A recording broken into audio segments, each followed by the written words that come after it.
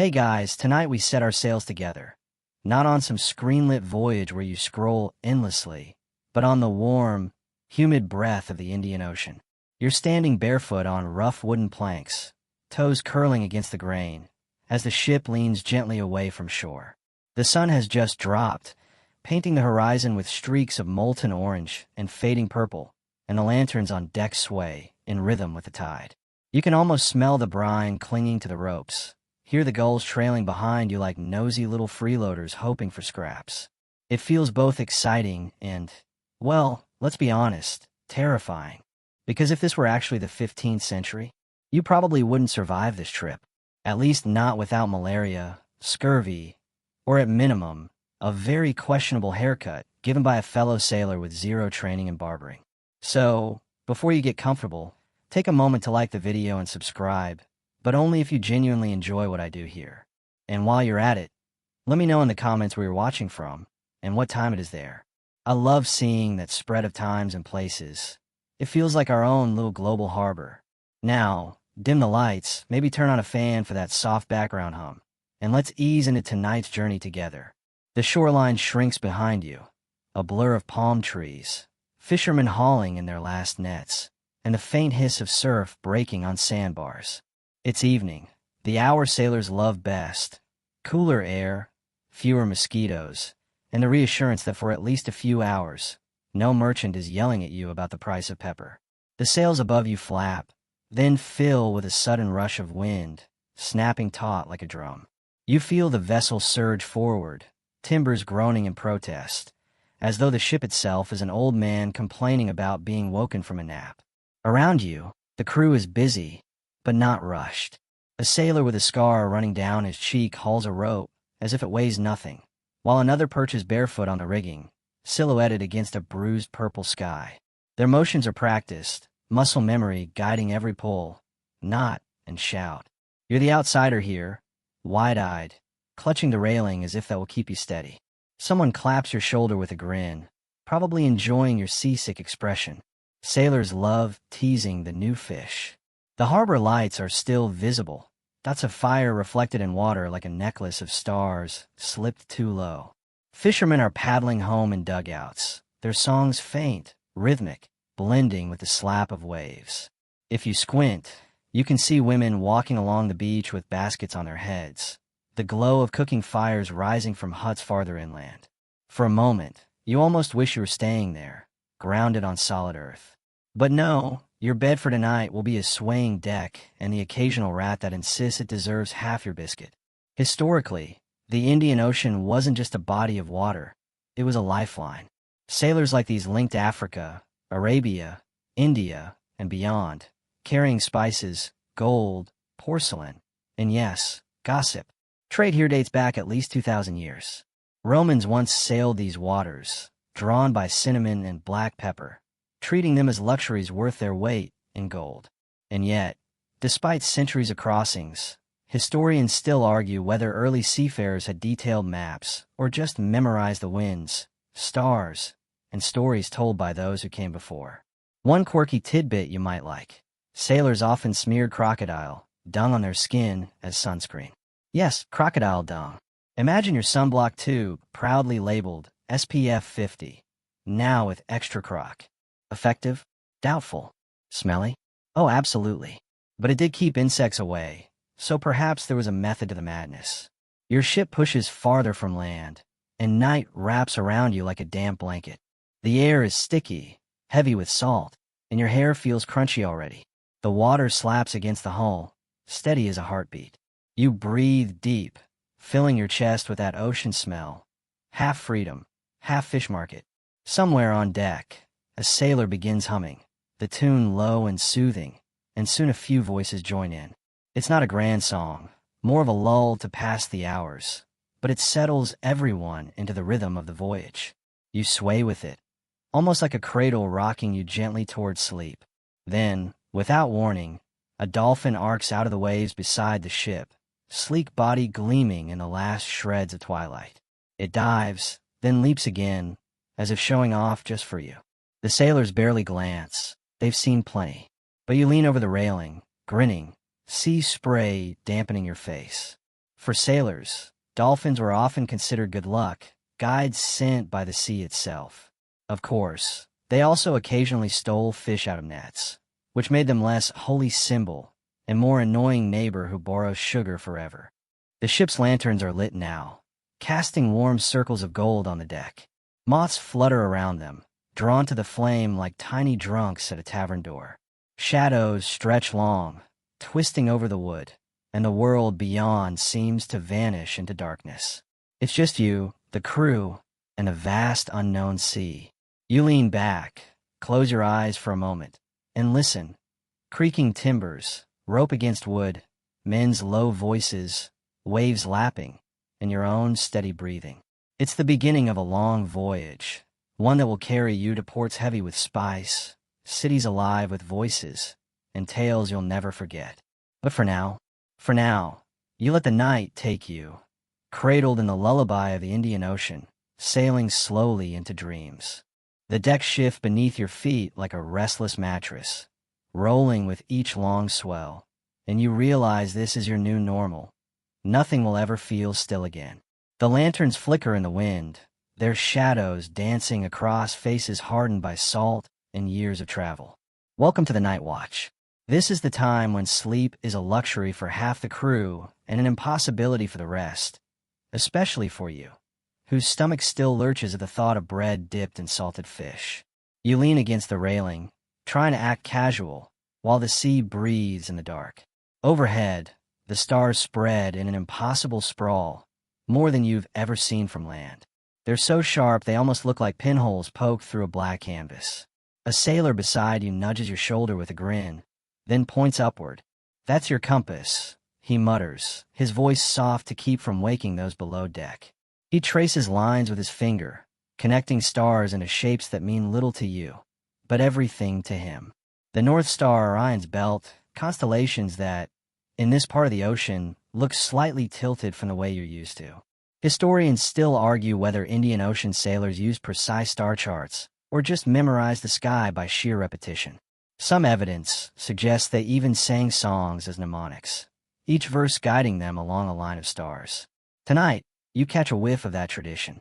A grizzled navigator hums under his breath, naming stars between verses, as if the constellations are old drinking buddies. The ship creaks, every plank complaining in its own key.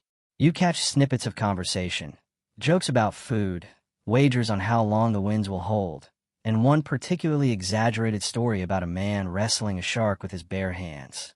You smile, because even in the 15th century, sailors love to brag. One sailor swears that if you whistle on deck at night, storms will come. Another insists you must never cut your hair on a Tuesday. Superstition keeps the long nights interesting, and the sea is a way of making everyone hedge their bets with fate. The night air cools, carrying the sharp tang of salt mixed with wood smoke from a galley fire somewhere deep in the hull. You shiver, not entirely from the chill, but from the feeling of endless black water stretching beneath you. Thousands of feet down, strange fish glow with eerie lights.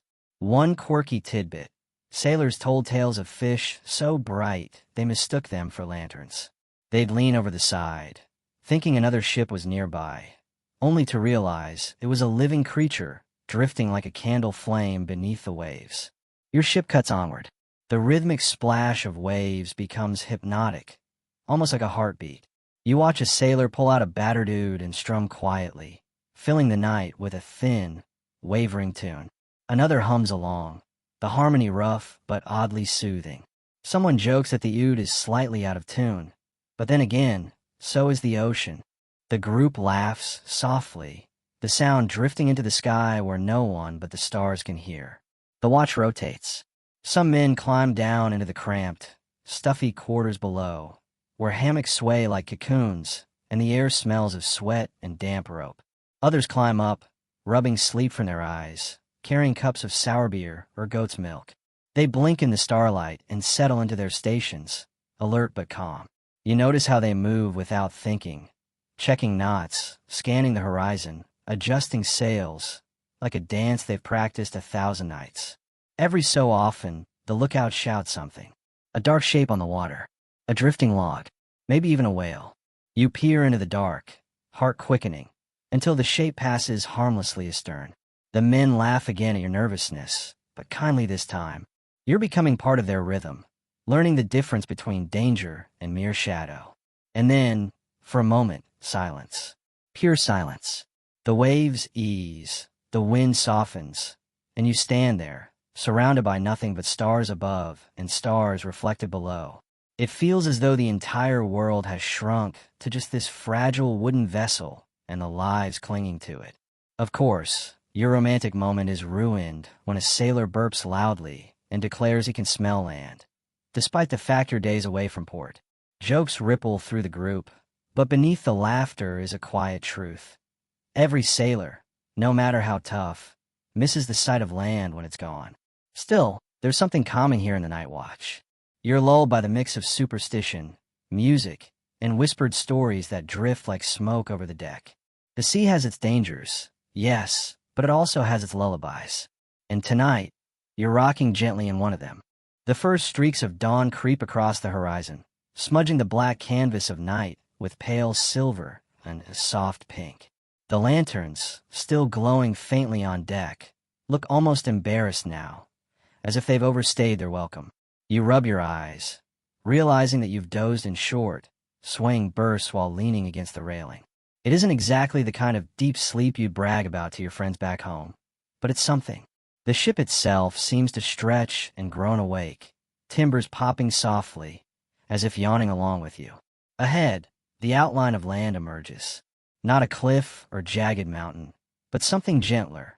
Low coastline, patches of green, and if you squint, the pointed tips of palm trees swaying in the faint morning wind. Someone next to you mutters the name under his breath. Zanzibar. The word feels like a secret, rolling off the tongue with a sleepy rhythm, carrying both promise and spice. The crew bustles with renewed energy. Nets are coiled, sails trimmed, ropes secured, all in anticipation of docking. It's not just about unloading goods. It's about stepping on a solid ground, maybe drinking something that isn't brackish water, and seeing new faces after days at sea. One sailor leans close and says with a wink, "If you smell cinnamon before you see the harbor, you'll know we're close." And, sure enough, the breeze carries hints of clove and spice, sweet but sharp, mingling with the salt air. Historians still argue whether Zanzibar's rise as a major spice hub was purely a result of geography or a mix of geography and politics. Positioned along the monsoon routes, the island was like a rest stop on a cosmic highway. Sailors could stop, trade, and wait for the winds to shift. But power struggles between local rulers and foreign merchants added their own flavor to the mix. Whatever the reason, this harbor was one of the beating hearts of the Indian Ocean world. You watch as the coastline draws nearer. Dow sails flicker against the horizon, triangular and elegant, gliding effortlessly over the water. Some are leaving with their holds already full of ivory or coconuts, while others approach with hulls creaking under the weight of porcelain, cloth, and peppercorns. The harbor itself glistens in the morning light, water shifting from dark blue to jade green, rippling like a silk curtain shaken out to dry. The ship eases in, anchors ready. Voices call out, ropes splash into the water, and soon you're close enough to see the town itself. Whitewashed stone buildings hugging narrow alleys, windows framed with intricate wood carvings, the occasional bright cloth drying in the sun. Smoke rises lazily from cooking fires. And yes, you smell cinnamon stronger now, wrapped around you like a blanket fresh from the oven. Here's a quirky tidbit. Some sailors claimed you could taste the air of Zanzibar. They swore that the blend of spice, dust drifting off the markets settled on your tongue before your boots ever touched shore. You lick your lips unconsciously, half believing it, half convinced your imagination is running ahead of you. The ship settles against the dock with a sigh, ropes creaking as they tighten. The crew surges forward, tossing lines, shouting greetings to the dock workers. A boy runs barefoot across the planks, carrying baskets of fruit balanced precariously, shouting for someone named Hassan. The dock feels alive, buzzing, already awake even though the sun is barely above the horizon. Stepping off the ship feels like stepping onto another world. The ground feels strange after days of rolling waves, and you wobble embarrassingly like a toddler learning to walk. A sailor laughs, steadying you with one rough hand. Give it an hour, he says. Land always feels drunk at first, and then you're caught in it. The sounds, the smells, the swirl of movement. Donkeys bray as they haul carts stacked with coconuts.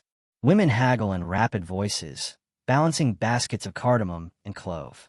Traders in long robes gesture dramatically, their hands flashing rings as they argue over bundles of ivory tusks. The air itself feels heavy, but not unpleasant. It's thick with spice and smoke, fish drying on racks, the faint tang of brine. You pause for a moment, taking it in. The sunrise casts everything in soft gold, washing the harbor with a calm that belies the bustle. It's beautiful, overwhelming, and slightly unreal. For a heartbeat, you feel as though you've stepped into someone else's dream.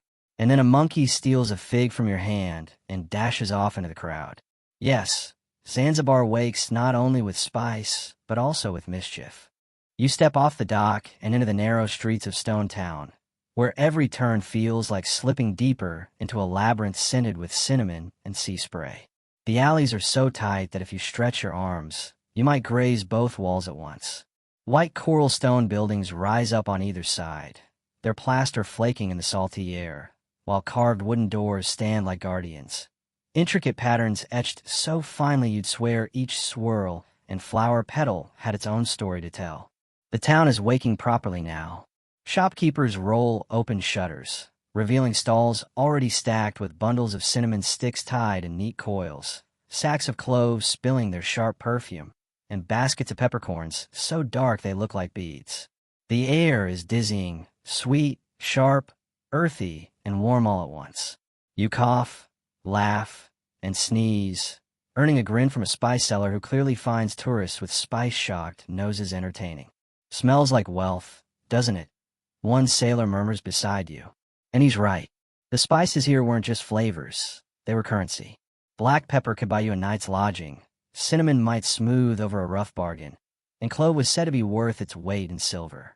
Historians still argue whether Stone Town was primarily an African trade hub with outside influences, or if foreign merchants dominated it entirely.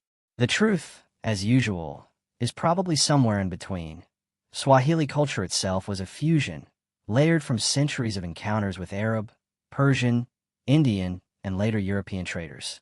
Your sense is real as you wander further. Merchants wave you closer, their voices blending in a chorus of invitation and teasing. One insists his saffron will make you live forever. Another claims his nutmeg guarantees romance, though he doesn't specify whether that romance will be reciprocated. And then there's a boy balancing a tray of candied ginger who dashes between the crowd, shouting in 3 different languages at once, his sales pitch a blur of syllables. Quirky tidbit. Sailors passing through Zanzibar sometimes returned home not just with spice, but with stories of perfumed nights, where even the walls seemed to exhale fragrance. One particularly fanciful tale claimed that cats in the city smelled like cinnamon because they slept so often in the spice sacks. You're not sure whether to believe it, but you half expect to spot a clove-scented kitten darting past your feet. You pause near a courtyard where women in bright fabrics sit weaving mats, their fingers moving so quickly it's almost hypnotic. Chickens scratch nearby, completely ignoring the trade empire swirling around them. A man carrying a jug of water passes, greeting you with a nod, while a little girl peers out from behind a carved doorway, her eyes wide with curiosity. Somewhere deeper in the market, a drumbeat begins, slow at first, then faster, echoing against the narrow stone alleys.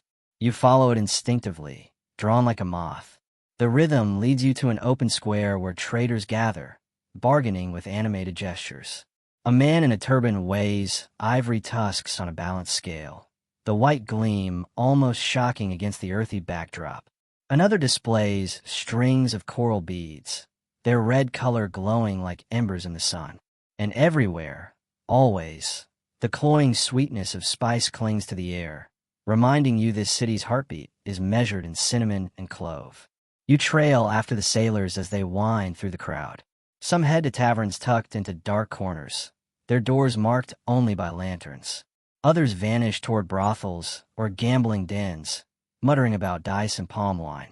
You keep to the streets, pulled onward by the endless sensory parade.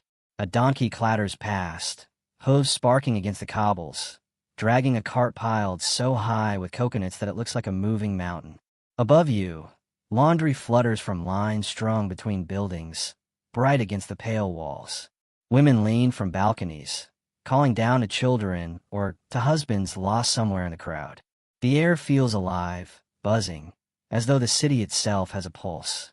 It's overwhelming but oddly soothing.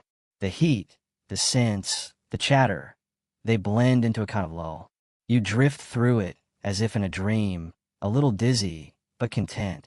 And when a vendor presses a steaming cup of clove tea into your hand, you sip it slowly, letting the warmth spread through your chest. Sweet, spicy, calming. Like drinking the island itself. The alley twists again, and suddenly you're back at the docks, where the sea glitters, waiting patiently for your return. For now, though, Stone Town holds you tight, whispering promises of stories yet to unfold. The sails rise again, their white triangles snapping as the crew readies for departure. You lean against the railing, clutching the last traces of clove on your fingertips. The harbor of Zanzibar grows smaller behind you. Lanterns dim, voices fading, and the ever-present cinnamon cloud drifting away into memory. Ahead lies open water, though the talk among the sailors turns quickly to another name, half-whispered and half-sung. Kilwa Kisawani. The coastline stretches south, and the days of sailing blend into one another. The endless slap of waves, the salty sting of spray, the chorus of gulls trailing overhead. Yet anticipation threads through the air. Kilwa is no ordinary stop. It's a place woven with legends. Sailors speak of coral palaces that seem to glow at night, mosques whose call to prayer rides the wind across the harbor, and a city so wealthy it dazzled even outsiders used to splendor. Historians still argue whether Kilwa's golden age was exaggerated by travelers or truly as magnificent as the chronicles describe. Some say its rulers controlled the trade of gold from inland Africa, channeling it through their island to reach Arabia and India. Others suggest its wealth was as much theater as reality, grand facades meant to impress foreign merchants. Whatever the truth, by the 15th century, Kilwa was a name spoken with reverence and curiosity across the Indian Ocean.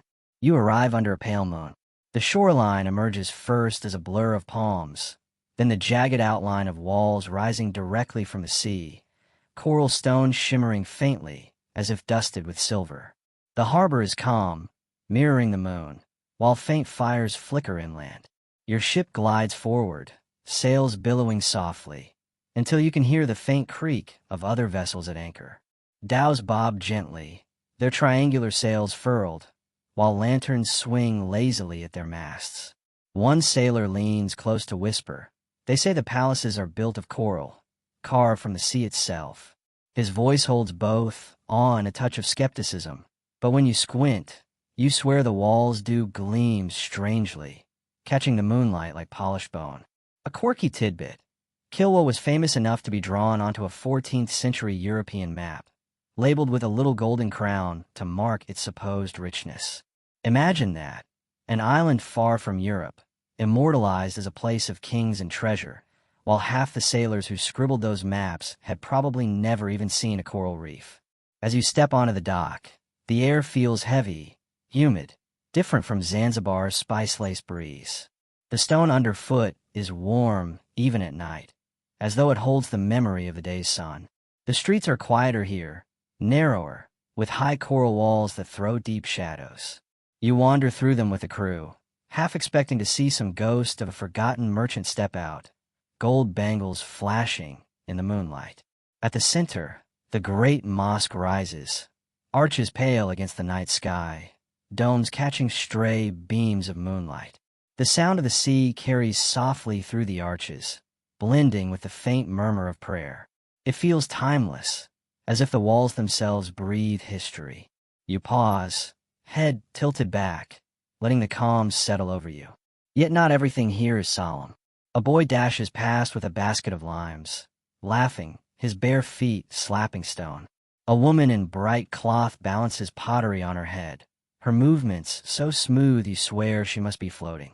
Cats weave through the streets, tails curling, eyes gleaming. Life pulses quietly through Kilwa, not with Zanzibar's noisy spice chaos, but with a slower rhythm, dignified, steady, as though wealth here moves like tides. You sit near the crumbling outline of what sailors claim was once a palace. Its walls shimmer faintly in the moonlight, coral blocks catching silver like a treasure chest spilling light. You run your hand over the rough surface, cool and damp, and for a moment you wonder what stories the stones could tell, if only they'd speak. Did merchants argue here? Did rulers whisper secrets under this same moon? The night deepens. Somewhere nearby, a flute begins to play, the notes winding through the alleys like smoke. The tune is simple, haunting, but strangely soothing, carrying you deeper into the city's lull. You close your eyes, letting it wash over you, while the sea sighs against the docks and the stars blink patiently above. In Kilwa, the past feels close enough to touch. And tonight, under moonlight and coral walls, you cradle that closeness like a dream you don't want to end. The calm of Kilwa drifts behind you, its coral walls dissolving into the horizon like chalk rubbed from a slate. The ship groans as it turns back into the wide Indian Ocean, sails straining under a fresh push of wind. At first, the voyage feels steady, even soothing, the steady hiss of water against the hull, the rhythmic slap of ropes against wooden masts. You settle in, lulled by the ocean's heartbeat. But the Indian Ocean is never predictable for long. Clouds gather fast, as though someone unseen has shaken out a black sheet across the sky.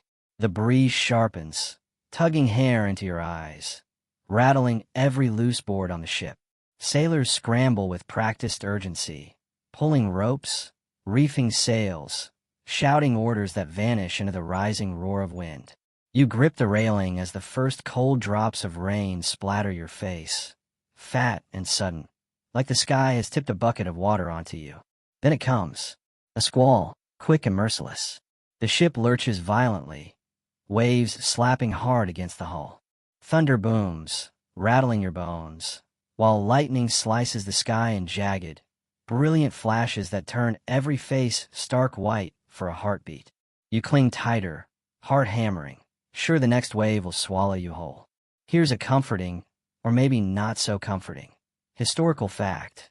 Sailors on the Indian Ocean relied heavily on monsoon winds, those seasonal bursts of predictable weather that could carry ships across thousands of miles.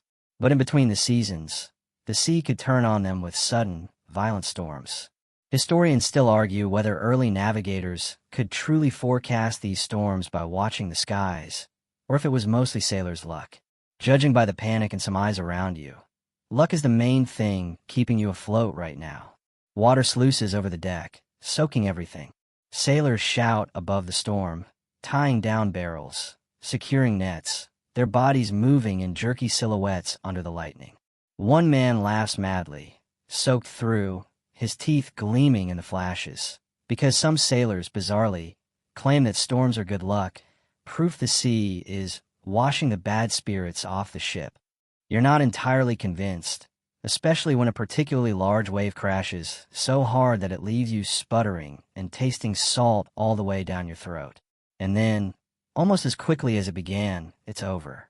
The storm rolls past like a tantrum, leaving the sea glassy, the air heavy and clean. Clouds drift away, revealing stars so sharp they look freshly polished. Everything drips. Sails sag with water, ropes squelch underfoot, your hair sticks to your face. But the air feels fresher somehow, as if the ocean has wrung itself out and now sits calm, patient, rocking you gently again. Sailors breathe easier, laughing softly in relief, slapping each other's backs. Someone pulls out a skin of palm wine and passes it around, because near death apparently deserves a toast. Another begins telling the story of a storm worse than this one, naturally exaggerated, involving flying goats and lightning that struck a ship's mast 3 times in a row. You don't even care whether it's true. The rhythm of his voice blends with the sound of the sea, soothing after all that chaos. A quirky tidbit: some navigators in these waters actually use the stars not only to steer, but to comfort anxious crews. After storms, they'd gather men on deck, point upward, and trace constellations, reminders that, despite the chaos, the heavens remain steady. Tonight, you witness that tradition. The navigator, wrinkled and calm, raises his hand and points to the Southern Cross. She has not moved, he says simply, and the men nod, reassured. You lie back on the damp deck, exhausted, staring up. Stars sprawl across the sky like spilled salt, dazzling after the storm's darkness. Each one seems to shimmer with promise, steady and eternal. The ship rocks softly, a cradle after the violent shaking. Your eyelids grow heavy, and you can't tell whether it's the exhaustion of fear or the comfort of calm, but you drift, half asleep, half awake, while the stars whisper above and the waves on below. The storm is behind you, but its memory lingers, making the stillness all the sweeter. Out here, danger and lullaby dance hand in hand, and tonight, you sway gently between them. The storm's memory lingers, but the sea has already forgiven you. Morning light spills gently across the waves, turning them into sheets of molten silver. The sails hang swollen with steady wind, and the ship glides smoothly, almost lazily, toward the next promised harbor. A faint line appears on the horizon, at first a blur, then sharper, until palm groves and rooftops emerge. A sailor beside you mutters the name with casual pride, Calicut. The closer you come, the louder the world seems to grow. Before the anchor even drops, you hear the calls of fishermen, the bray of donkeys, the metallic clatter of traders shouting prices. The air is thick with scents that almost knock you backward. Pepper sharp enough to sting your nose, turmeric earthy and warm, cardamom sweet as candy, smoke from wood fires curling into the mix. It feels like stepping into the heart of a pantry the size of a city. Calicut, in this era, is no backwater. It's one of the most famous ports on the Malabar coast of India. Historians still argue whether its fame came purely from pepper exports or from its role as a cosmopolitan hub where cultures mingled. Arab, Chinese, African, and Indian traders all converged here, turning its docks into a human tide of voices and wares. For sailors like you, it was less a city and more a feast, sometimes literally. As the ship eases against the dock, elephants appear. Yes, elephants. Huge, lumbering, decorated with bright cloths, their tusks capped with brass. They trudge along the waterfront, hauling bundles of pepper and rice. One swings its trunk lazily toward your ship as if to say hello, nearly knocking a sailor off his feet. The men laugh, though a few keep a nervous distance.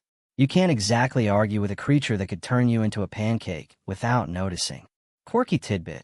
Some sailors returning from Calicut swore that the pepper here grew so thick on vines that monkeys used the plants as swings.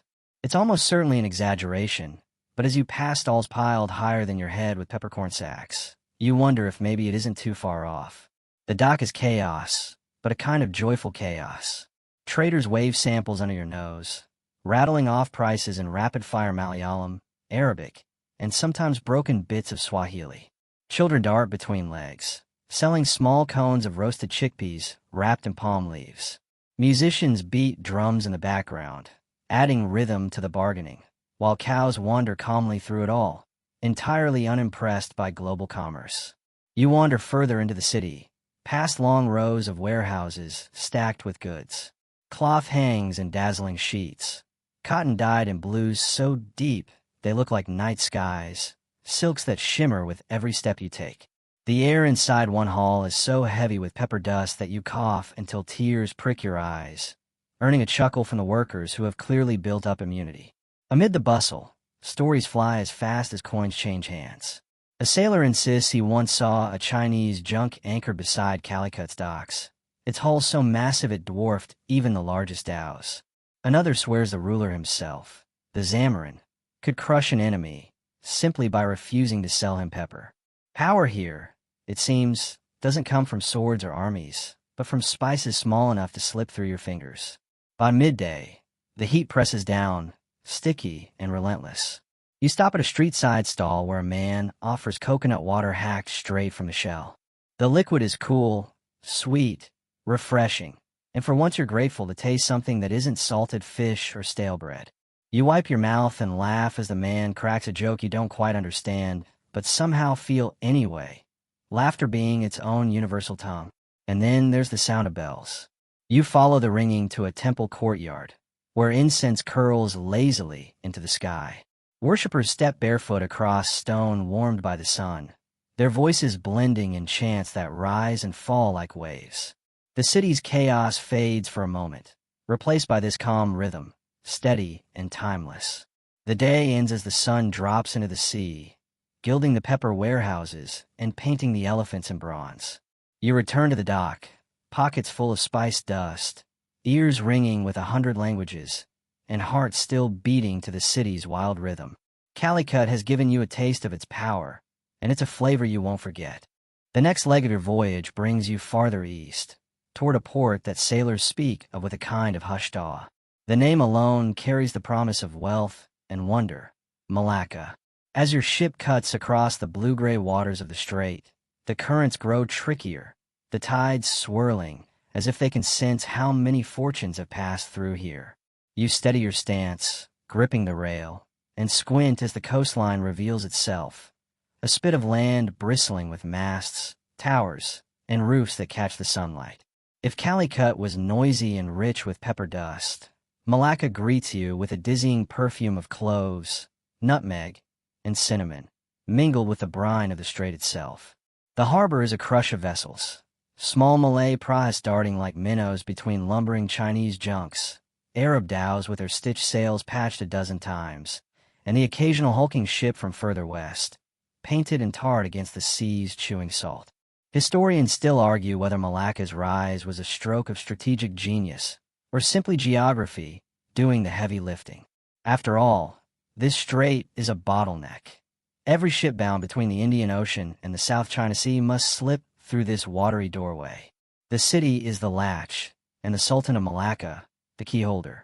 You can almost feel the gravity pulling merchants here, dragging them in like iron filings to a magnet. The dockside feels like a festival ground. Traders in bright sarongs call out prices, while Chinese merchants unroll scrolls of silk that ripple like water. Javanese sailors carry bundles of rice balanced perfectly on their shoulders. A Persian apothecary shows off glass jars filled with strange powders, saffron the color of fire, crushed pearls that glitter in the sun. Even the beggars wear smiles, for they know that here, coins fall almost as often as coconuts. A quirky tidbit drifts through the chatter. Some sailors swear the Sultan's court once entertained ambassadors with dancing peacocks trained to bow. You laugh, but then a boy passes carrying one of the birds, its feathers shimmering green and gold. Maybe it's not such a stretch after all. You wander inland, past streets shaded by tiled roofs and carved wooden balconies. The city is a mosaic of faiths and tongues. You hear Arabic prayers tumbling from a mosque, the clatter of bells at a small Hindu shrine, and the rising gong of a Buddhist temple. Here, religion isn't a line dividing neighbors. It's part of the city's heartbeat, each rhythm blending into the whole. The Sultan's palace looms above, its wooden walls painted red, banners fluttering in the breeze. You won't see the man himself. Audiences are rare, carefully controlled, but his presence is everywhere, in the guards pacing with spears, in the tax collectors weighing peppercorns like precious gems, in a way every merchant bows slightly when his name is mentioned. And then, tucked into a quiet corner of the city, you stumble into the spice market proper. It isn't a single street, but a labyrinth, covered by awnings that trap the scents until your head swims. Nutmeg shells crunch underfoot, cinnamon bark curls in baskets like rolled parchment, cloves so pungent you swear your tongue tingles just walking past. Sailors joke that if you fall asleep here, you'll dream only of curries for the rest of your life. You pause to buy a small pouch of clove buds, and the vendor, an elderly woman with quick eyes, insists on throwing in a handful of betel nuts as a gift. She tells you in broken trade language that chewing them makes your teeth red and your tongue sharp. You try one later and nearly spit it out. The bitterness is shocking, but she laughs at your grimace, delighted by your inexperience. By late afternoon, the strait itself becomes a stage. Dozens of ships jostle for space, their sails catching the golden light like lanterns. Fishermen cast nets that sparkle in the sun. Children swim alongside, shouting greetings in a dozen dialects. You lean on the rail, watching, thinking that this place feels less like a city and more like the very center of the world, where every road leads to spices and every dream smells faintly of cinnamon. As the evening deepens, the city doesn't quiet so much as shift.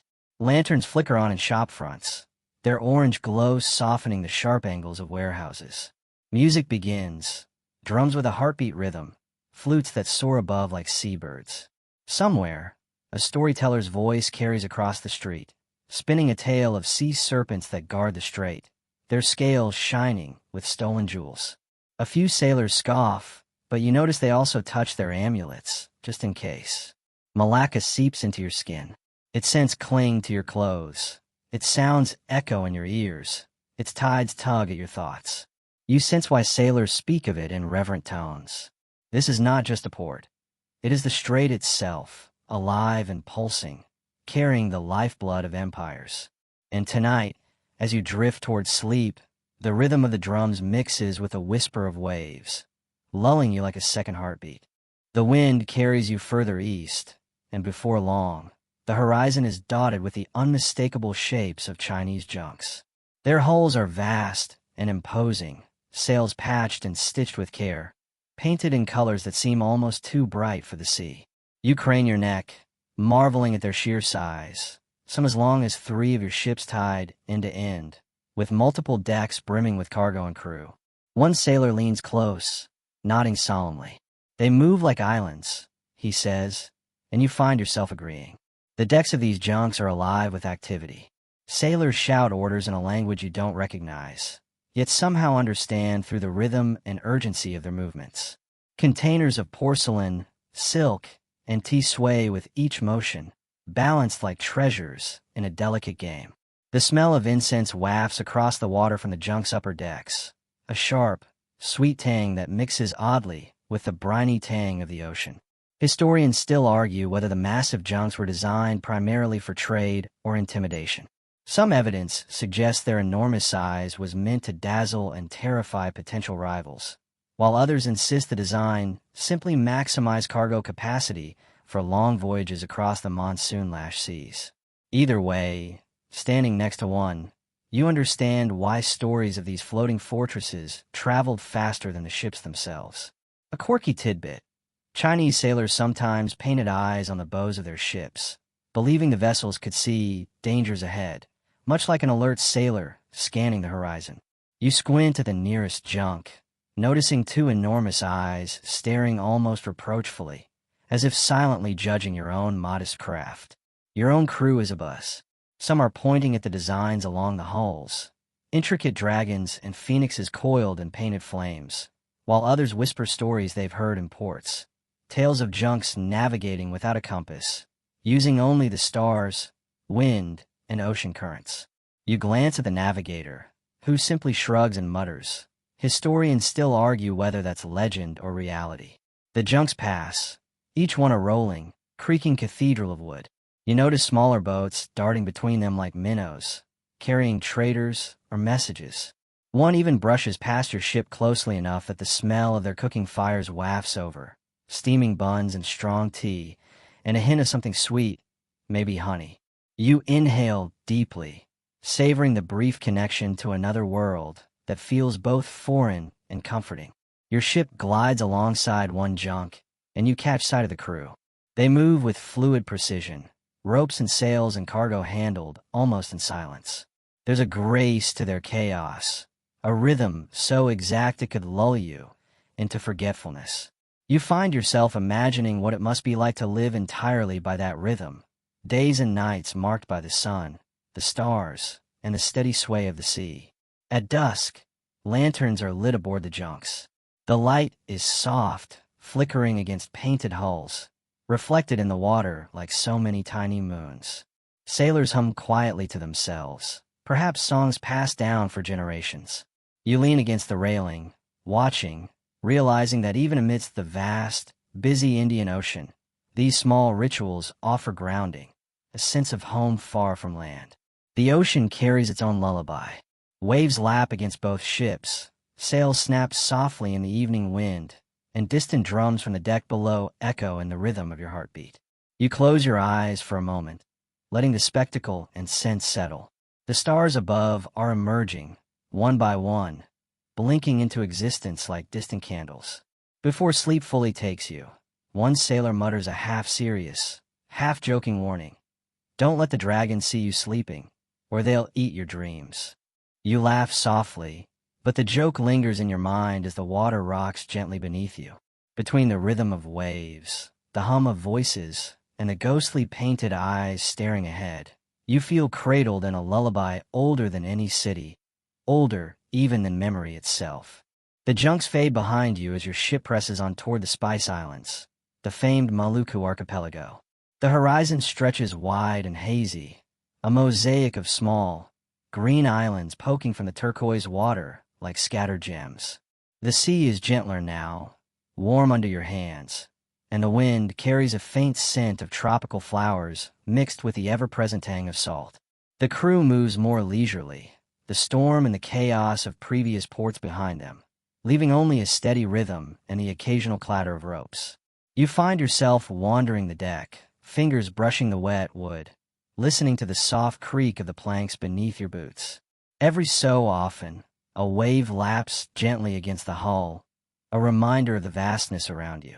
Somewhere below, the cook hums a tune, the smell of simmering rice and fish rising through the hatch. It's comforting, like a faint echo of home, even though you've been at sea for weeks. Historians still argue whether the initial European accounts of the Spice Islands accurately reflected their abundance, or if traders exaggerated to entice more expeditions. What isn't disputed is that these islands were legendary for nutmeg, cloves, and mace, the very treasures that fueled empires. You squint at the nearest island, imagining it as a green jewel box, overflowing with fragrant riches. A quirky tidbit surfaces in conversation with a sailor. He swears that the local people, when trading nutmeg, sometimes carried baskets on their heads so large that the fruit's scent masked their own body odor entirely. You smile at the image, picturing a marketplace filled with fragrant, head-balanced merchants, each step sending waves of nutmeg into the humid air. As you approach the islands, the water around the ship deepens to a translucent blue, revealing schools of fish shimmering beneath the surface. Flying fish spring up from the waves, arcing through the air and landing back with tiny splashes. Your navigator points out the direction of the trade winds, their pattern crucial for reaching the correct harbor. The wind feels alive here, teasing your hair, pushing the sails with patient insistence. The landing is quiet compared to Zanzibar or Calicut. The islands are smaller, more intimate, and the town's humble, built of wood and palm leaves rather than coral or stone. You step onto a soft, sandy shore, and the warmth of the sand under your feet is almost hypnotic.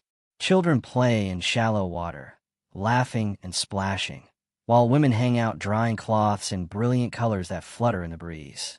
You wander through the narrow streets, the air saturated with the aroma of cloves and nutmeg. Traders greet you with polite nods, offering samples of their wares. One elderly man shows a small pile of nutmeg, rolling the brown seeds between his fingers with care.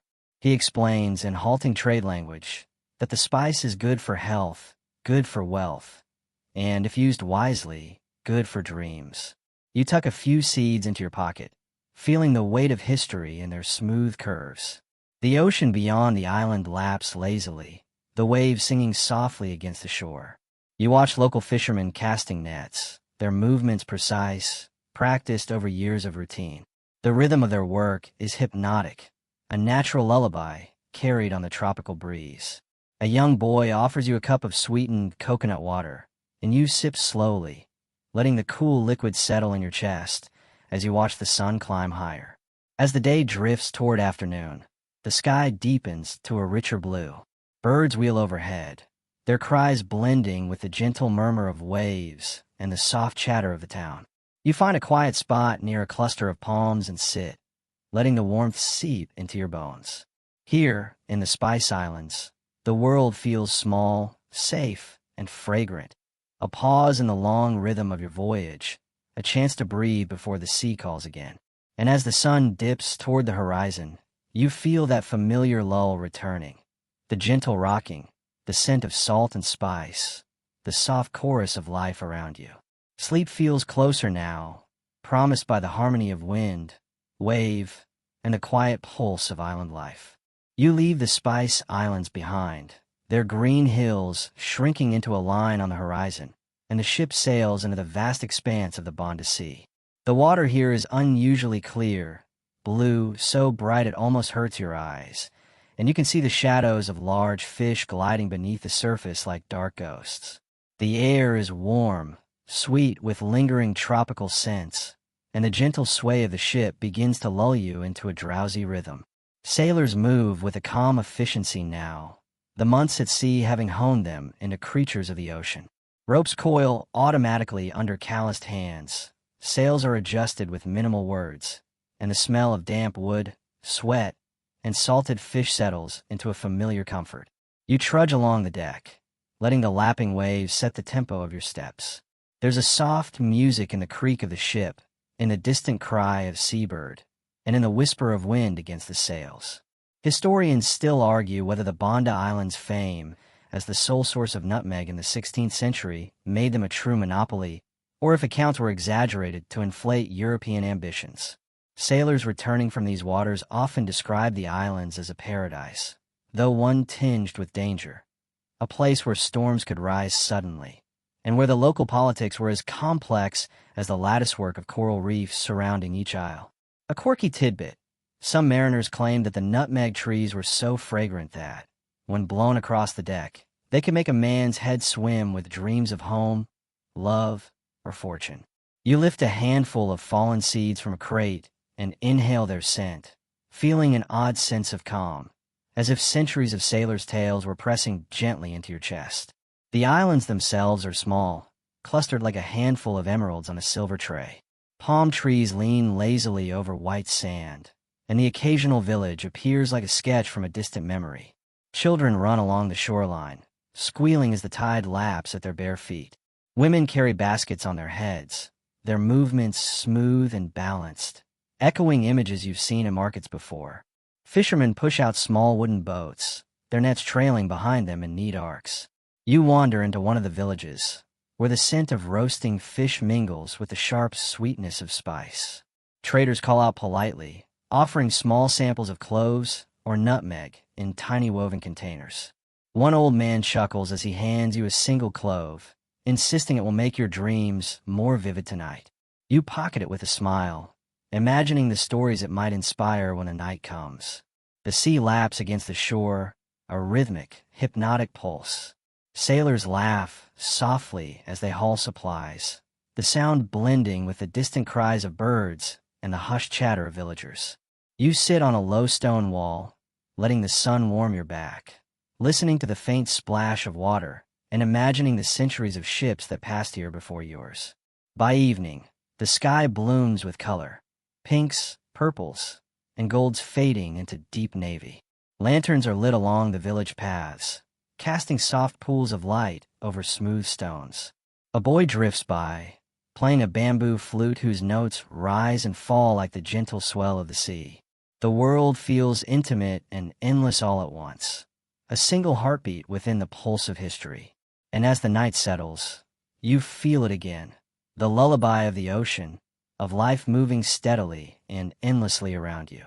You close your eyes briefly, letting the rocking of the ship, the faint aroma of spice, and the whisper of waves carry you towards sleep, cradled in the gentle rhythm of the Indian Ocean. You rise with the dawn, the horizon brushed with soft lavender and gold. The ship glides between islands, the water reflecting the sky like a mirror. The air carries the scent of salt and nutmeg, and somewhere below, the cook is already preparing breakfast, steaming rice and sweetened coconut. You trudge along the deck, leaning on the railing, letting the gentle rocking ease the last traces of sleep from your limbs. The next port, Ternate, looms on the horizon. It's smaller than Malacca or Calicut, but its fame in the spice trade rivals them all. The island itself is dominated by a volcano, its dark slopes rising dramatically from the turquoise water, crowned with a wisp of smoke. Sailors speak of Ternate with a mix of awe and superstition, a place where the earth itself seems alive, where eruptions are warnings rather than disasters, and where the nutmeg trees grow thick enough to hide entire villages.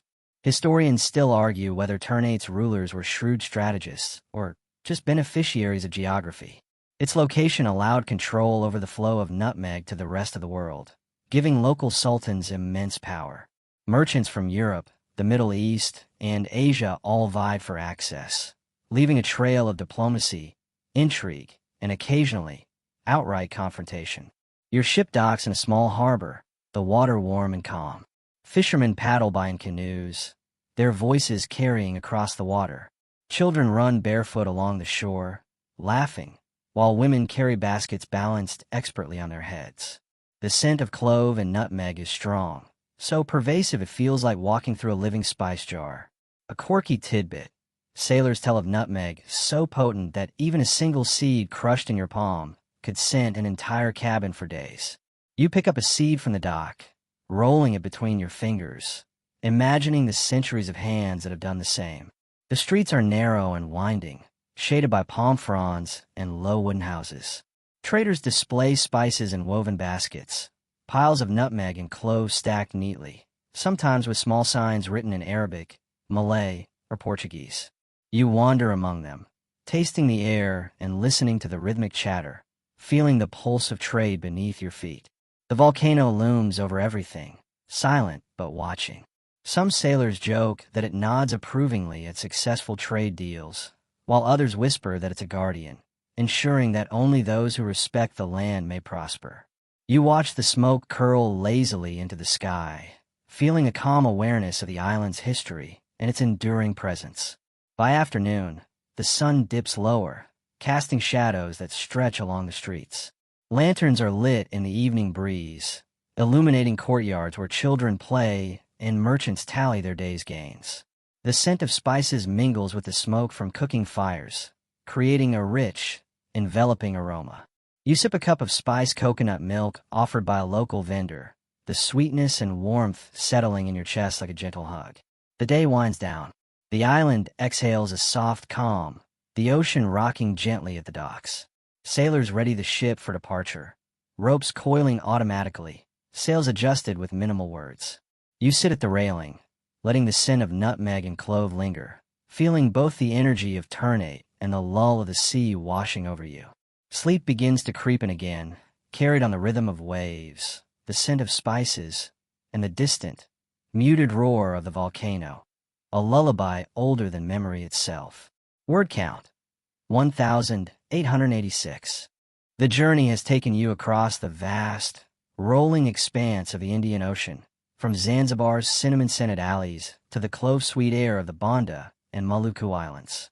Each port has left its mark, each harbor a story pressed gently into your memory. Now, as your ship drifts on calm waters, the gentle swell rocking you like a cradle, it feels as though the ocean itself is preparing to whisper the final lullaby of this voyage. You remember Zanzibar, where the spice-scented streets twisted endlessly and merchants jostled cheerfully, calling out the value of their wares. The city's heartbeat, measured in cinnamon and clove, still echoes faintly in your chest. Then came Kilwa, its coral walls and mosque arches casting shadows across your imagination, a reminder that wealth and culture can rise from the sea itself.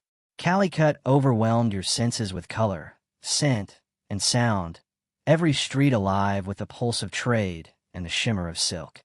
Malacca dazzled, a nexus of spices and people, its straits carrying the lifeblood of commerce, where elephants walked beside merchants and dragons adorned massive ships. The Chinese junks taught you awe, moving like floating islands with painted eyes that seemed to watch and guide. The Banda Sea, the Spice Islands, Ternate, all of them impressed upon you the infinite ways humans and nature collaborate, skilled hands harvesting nutmeg, children playing beside the shore, volcanoes standing as sentinels. The sea carried you through storms, over monsoon-tossed waves, across horizons that shimmered like silver. Every port, every island, every scent and sound became a note in a symphony of gentle adventure. Historians still argue over the exact balance of myth and reality in these tales of trade and wealth, yet the essence remains. The Indian Ocean was a network of stories, commerce, and human endeavor, each harbor a verse in the lullaby of centuries. Quirky tales linger, like cinnamon cats in Zanzibar or peacocks bowing in Malacca, small wonders that embroider the lives of sailors and merchants alike. You smile remembering them, letting the whimsy soothe your tired mind. Now, as your ship drifts over quiet waters, lanterns swinging softly at the mast, the sun dips low, painting the waves in golden rose. The wind hums through the rigging, and the scent of the spices you've carried with you clings faintly to your clothes. You feel the gentle pull of sleep as the ocean rocks beneath, a rhythm that has carried sailors for centuries. The journey, long and winding, has brought you closer to the pulse of history, yet also to the comforting simplicity of life at sea. The sway of the waves, the salt on your skin, the whisper of distant lands calling softly. And as night settles fully over the Indian Ocean, you lay back on the deck, eyelids heavy, letting the memory of markets, spices, and far-off islands mingle with the gentle rocking of the ship. The ocean sings its age-old lullaby, a melody composed of trade winds, waves, and whispers of centuries past. You drift into sleep, cradled by history, surrounded by stories that will linger even when the morning comes. This is the gentle conclusion, a slow exhale after a long, fragrant adventure, a lullaby meant to carry you safely into dreams. Now, let the pace soften completely. Imagine the deck beneath you warm from the sun, yet cooled by the evening breeze, the ocean rocking you gently. Each wave carries a memory of ports and islands, of spices and laughter, of markets bustling and quiet streets under the moonlight. You feel the weight of the day's journey lifting, replaced by calm, a steady rhythm that matches your own heartbeat. The scents linger, faint and comforting: cinnamon, clove, nutmeg, and the subtle salt of the sea. Every inhale grounds you in the journey, yet also unravels tension from your body, inviting muscles to loosen, shoulders to drop, eyes to grow heavy. Sounds soften, the slap of water, the distant cry of seabirds, the whisper of wind through rigging, all merging into a slow, gentle symphony. Your mind drifts over the memories of the voyage, picking out tiny, comforting details: a boy laughing in Ternate, the soft glow of lanterns in Malacca, the clatter of coconut shells in the Bondo Islands, the painted eyes of Chinese junks gliding past. Each image is a feather, light and fleeting, settling gently onto the surface of sleep. You feel as if you're floating above the water, cradled by history itself. Let the imagination ease fully into dreams. You are no longer tripping over cobblestones, no longer coughing in spice-dusted alleys. You are weightless, carried by the ocean, soothed by centuries of stories. Time stretches and softens. The seas you've crossed, the markets you've wandered, the ships you've marveled at, all dissolve into a gentle hum, the lullaby of distant ports merging with your own exhale. Now, sleep arrives naturally, undisturbed, cradled by the rhythm of waves, whispers of spices, and centuries of gentle adventure. Let your thoughts drift softly, and know the ocean will carry you through the night, until morning light brushes gently across your eyelids.